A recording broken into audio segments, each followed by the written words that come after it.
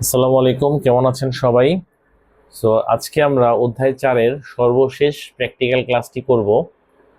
আজকের ক্লাসে মূলত তোমাদেরকে কিছু সিএসএস এর প্রপার্টি এবং তার ভ্যালুগুলো নিয়ে আমরা আলোচনা করব। আমরা যখন একটা ওয়েব পেজ বা ওয়েবসাইট ডিজাইন করতে চাই, তখন সর্বপ্রথম আমাদেরকে এইচটিএমএল ব্যবহার করে কোড করতে হয় বা তথ্যগুলো ওয়েব পেজে ইনপুট দিতে হয়। এই ইনপুটকৃত তথ্যকে আমাদেরকে প্রয়োজন অনুযায়ী বিভিন্ন ধরনের ডিজাইন করার প্রয়োজন হয়। এই ডিজাইন করার জন্য আমরা মূলত আরেকটি যে ভাষা আছে সেই ভাষাটা আমরা শিখব। সেই ভাষার নাম হচ্ছে সিএসএস, যার ফুল মিনিং হচ্ছে ক্যাসকেডিং স্টাইল শিট। এই সিএসএস ভাষাটা একটা এইচটিএমএল ফাইলের সাথে তিনভাবে সংযুক্ত করা যায়। অলরেডি আমরা থিওরি ক্লাসে জেনে আসছি। তার মধ্যে থেকে শুধুমাত্র আমরা ইনলাইন সিএসএস, যেটা যে স্টাইল অ্যাট্রিবিউট ব্যবহার করে এক লাইনের মাধ্যমে সিএসএস এর ভ্যালুগুলো নিয়ে কাজ করা যায়। সেই কাজগুলো আমরা দেখব আমাদের বইতে। যে সকল প্রপার্টিগুলো আছে সে সকল প্রপার্টিগুলোই আমরা দেখব। চলো কথা না বাড়িয়ে কাজ শুরু করি। অ্যাজ ইউজুয়াল আমরা কোডিং ফাইল ওপেন করে নিব। ওপেন করে নিয়ে আমরা এখন সর্বপ্রথম যে কাজটা করব, আমরা একটা প্যারাগ্রাফ লিখে ফেলি। ঠিক আছে স্যার, ঢাকা কলেজ সম্বন্ধে একটা প্যারাগ্রাফ লিখে ফেলি। কি করব, গুগল থেকে আমরা ঢাকা কলেজের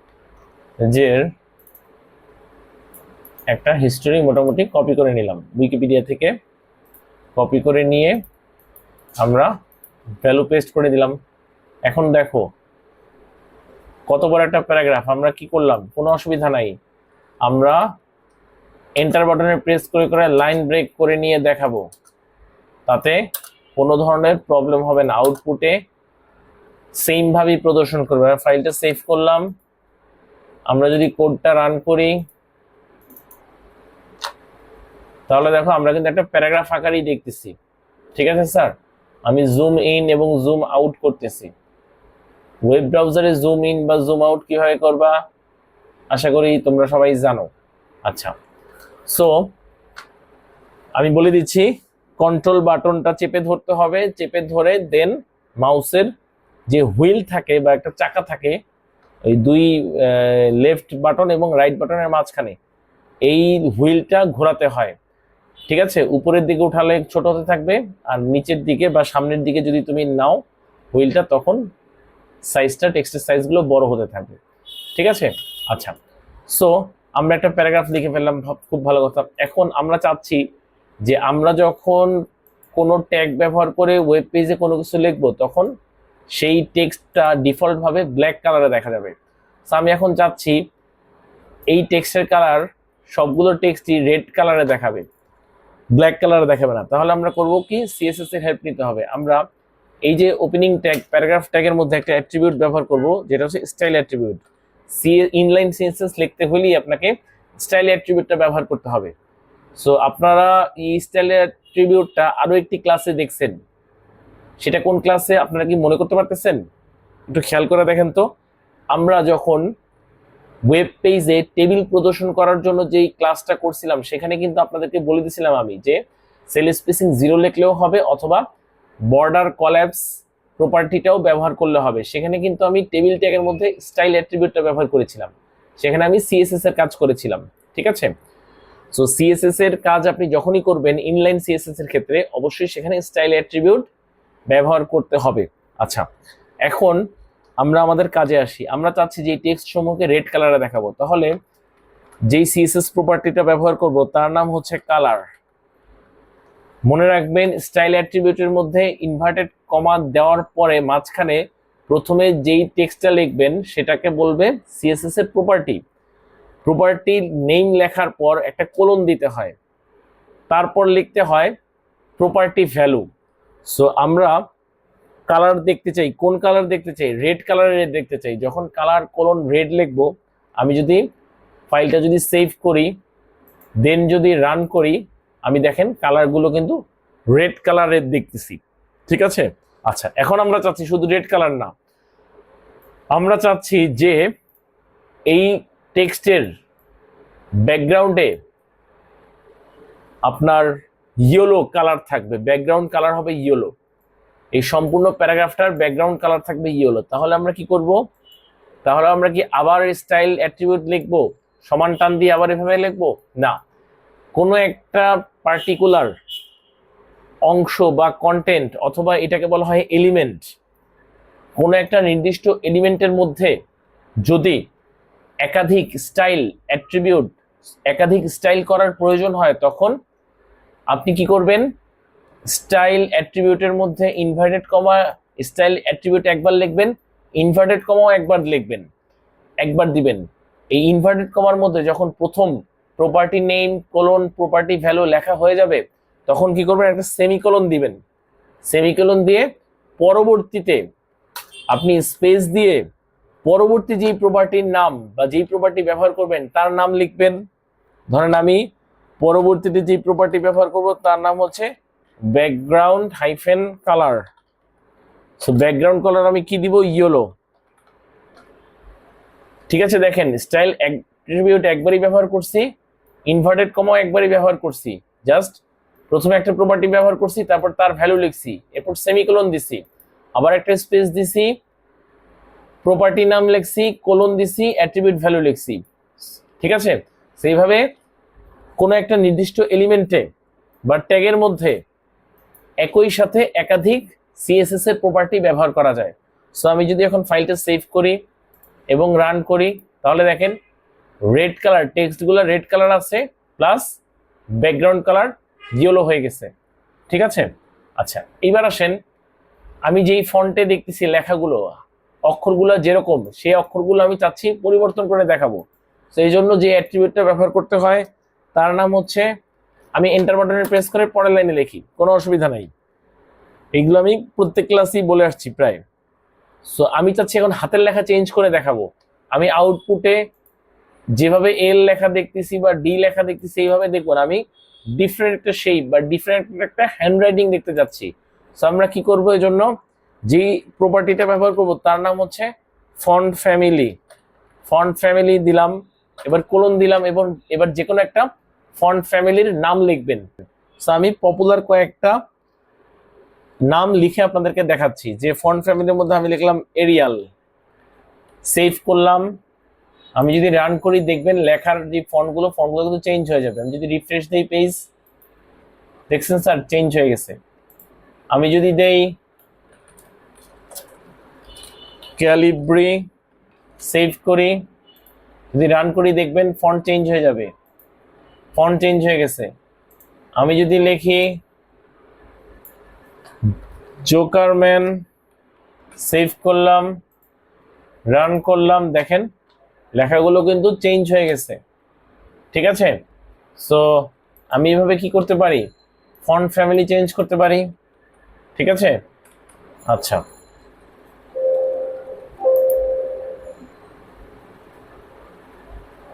ফাইন। সো আমি ক্যালিব্রি রাখলাম, রিফ্রেশ করলাম, ভালো কথা। আচ্ছা, এইভাবে আমরা ফন্ট ফ্যামিলি চেঞ্জ করতে পারি। আচ্ছা এবার আসেন, আমি ফন্টের সাইজ বাড়াতে পারি। ধরেন আপনি এখানে ফন্টের যেই সাইজ দেখতেছেন, আমি চাচ্ছি আরো বড় করে দেখাবো, এই জন্য যেই প্রপার্টি ব্যবহার করব সেটা হচ্ছে ফন্ট সাইজ। তো কোলন দিয়ে ধরেন কত দেখাবো, ধরেন 25 পিক্সেলে দেখাবো, 25 px, px stands for pixel. File save করলাম, এখন যদি রান করি, রিফ্রেশ করি, দেখেন 25 পিক্সেল, অনেক বড় আকারে দেখাচ্ছে। ঠিক আছে, সো আমি একটু ছোট করে দিই, আমি 15 পিক্সেল দিয়ে দিই, 15 পিক্সেল, সেভ করলাম, রান করলাম, 15 পিক্সেলে দেখাচ্ছে। ঠিক আছে, আচ্ছা এরপর আসেন আর কি আছে, এরপর আছে দেখেন আমরা যে এই যে টেক্সটটা লিখছি, এই টেক্সটটা অ্যালাইনমেন্ট কি বলতে পারবেন আপনারা? এই যে টেক্সটটা লিখলাম, এই টেক্সটটা হচ্ছে লেফট অ্যালাইন করা আছে ডিফল্ট ভাবে। কিভাবে বুঝলাম, কিভাবে বুঝলাম দেখেন, এই যে বাম পাশের যে শব্দগুলো আছে প্রত্যেকটা শব্দ কিন্তু সেম একটা নির্দিষ্ট অ্যালাইনমেন্টের মাধ্যমে আছে। ডান পাশেরটা দেখেন আপনি, ডান পাশেরটা কিন্তু সমান আকারে নেই। সো আমি কি করতে পারি, অ্যালাইনমেন্টও চেঞ্জ করতে পারি।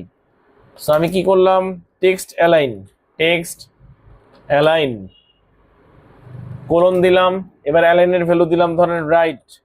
আমি যদি ফাইলটা সেভ করি, আমি যদি রান করি, এবার দেখেন টেক্সটের অ্যালাইনমেন্ট হয়ে গেল রাইটলি, এবং বাম পাশের কিন্তু আর অ্যালাইনমেন্ট থাকলো না। ঠিক আছে, আবার আমি কি করে দিতে পারি, এই রাইট না দিয়ে লিখতে পারি সেন্টার। ফাইল যদি সেভ করি, যদি রান করি, তাহলে দেখেন সেন্টারলি, এখন আর লেফটেও অ্যালাইন নাই, রাইটেও অ্যালাইন নাই, মিডলে আছে। ঠিক আছে, লেফট এবং রাইটে সেম অ্যালাইনমেন্ট মেনটেন করা হয়েছে। ঠিক আছে, আচ্ছা এখন আর আমি যদি চাই যে লেফট অ্যালাইনও থাকবে এবং রাইট অ্যালাইনও থাকবে, উভয় অ্যালাইনমেন্টই থাকবে, সেটার জন্য আমরা যে ভ্যালুটা ব্যবহার করব তার নাম হচ্ছে জাস্টিফাই। জাস্টিফাই, আমরা যদি টেক্সট অ্যালাইন কোলন দিয়ে জাস্টিফাই লিখে দেই, ফাইলটা সেভ করি, দেন যদি রান করি, তাহলে দেখো লেফটেও আমাদের অ্যালাইনমেন্ট থাকতেছে, রাইটেও আমাদের অ্যালাইনমেন্ট থাকতেছে। ঠিক আছে, আচ্ছা এরপর আসছে আমাদের মার্জিন আর প্যাডিং, উইডথ, হাইট, বর্ডার, এগুলো আশা করি আর দেখানোর প্রয়োজন নেই, এগুলো আমরা অলরেডি দেখে আসছি। সো মার্জিন আর প্যাডিং নিয়ে একটু কথা বলি, সেটা হচ্ছে আমি সেমিকোলন ব্যবহার করে পরের লাইনে চলে যাই। ঠিক আছে, আচ্ছা মার্জিন, আমি যদি মার্জিন অ্যাট্রিবিউট, মার্জিন যদি প্রপার্টিটা ব্যবহার করি, ধরো মার্জিন প্রপার্টির মধ্যে আমি একটা ভ্যালু দিলাম, যে ধরো এটা হচ্ছে কত দিব, ধরো 20 পিক্সেল। যদি 20 পিক্সেল ভ্যালুটা ব্যবহার করি এবং যদি একটা ভ্যালু ব্যবহার করি, তাহলে আমরা অলরেডি জেনে আসছি এটা টপ, বটম, লেফট, রাইট উভয় ক্ষেত্রেই 20 পিক্সেল হিসেবে সে কি করবে, জায়গা ছেড়ে দিবে বা মার্জিন রাখবে। সো আমরা ফাইলটা সেভ করলাম, আমরা যদি রান করি, তাহলে আমরা দেখব এই যে ডান পাশে, উপরে বা বাম পাশে বা নিচে যে স্পেস দেখতেছো, এখানে 20 পিক্সেল জায়গা সে উভয় চারপাশ থেকে ছেড়ে দিবে। পেজটা রিফ্রেশ দেই, দেখছেন স্যার একটু ভিতরের দিকে ঢুকে আসছে লেখাটা, এখানে আগে স্পেসটা কম ছিল, এদিকে স্পেসটা কম ছিল, স্পেসটা কম ছিল। ভিডিওটা একটু ব্যাকে নিয়ে দেখবেন যদি না বুঝতে পারেন। ঠিক আছে, আমি যদি আরেকবার দেখাই, আমি যদি এখানে 30 পিক্সেল দেই, 30 পিক্সেল দেই, ফাইলটা সেভ করি, দেখবেন ঠিক আছে স্যার, চারোদিকে সে কি করছে, 30 পিক্সেল জায়গা সে ছেড়ে দিচ্ছে। ঠিক আছে, আচ্ছা, বা এই ভ্যালুগুলো আমরা আলাদা আলাদা করেও দিতে পারি, যে উপরে 30 ছাড়বে, বামে 10 পিক্সেল এই ডানে 10 পিক্সেল ছাড়বে, তারপর নিচে হচ্ছে 10 পিক্সেল ছাড়বে, আর বাম পাশে ধরেন 5 পিক্সেল ছাড়বে। সো ভ্যালুগুলো এইভাবে কাউন্ট হবে, প্রথমটা হবে টপ, তারপর হচ্ছে রাইট, এরপর হচ্ছে বটম, এরপর হচ্ছে লেফট। ঠিক আছে, ক্লকওয়াইজ। সো আমি যদি ফাইলটা এবার সেভ করি, ডিফারেন্ট ভ্যালু লিখে আপনারা দেখবেন এখন আর চারদিকে সমান থাকবে না। আমি যদি রিফ্রেশ করি, দেখেন আপনার উপরে হচ্ছে বেশি, তারপর ডানে কত ছিল, ডানে 10, নিচেও 10, বামে হচ্ছে 5, বা বামটা বোঝা যায় না, বামটা আমি যদি 2 করে দেই, সেভ করে দিই, দেন যদি রান করে দিই, দেখেন এই যে বামের স্পেসটা কিন্তু ডানের তুলনায় কম। ঠিক আছে, সো মার্জিন অ্যাট্রিবিউট, মার্জিন প্রপার্টিটা এভাবে কাজ করে। আরেকটা আছে, সেটা হচ্ছে আপনার প্যাডিং। এই প্যাডিংটা কি মনে আছে স্যার, সেল প্যাডিং পড়ছিলাম। সেল প্যাডিং এর ক্ষেত্রে কি হয়, প্যাডিং মিনস হচ্ছে ভেতরের স্পেস নিয়ে সে কাউন্ট করে, এখানেও সেম কনসেপ্ট। আমি যদি প্যাডিং দিই 10 পিক্সেল, এখানেও 4টা ভ্যালু ব্যবহার করা যায় যে মার্জিনের মতো, প্রথমটা টপ, তারপর একটা রাইট, এরপর বটম, এরপর লেফট। আবার একটা ভ্যালু ব্যবহার করা যায়, তাহলে বোঝাবে যাবে যে চারোদিকে টপ, বটম, লেফট, রাইট উভয় ক্ষেত্রে সে 10 পিক্সেল জায়গা ছেড়ে দিবে। সো আমরা যদি ফাইলটা সেভ করে রান করি, তাহলে দেখবেন আপনি এই যে টেক্সটগুলো দেখতেছেন, এই টেক্সটগুলোর ব্যাকগ্রাউন্ডে একটা কালার আছে।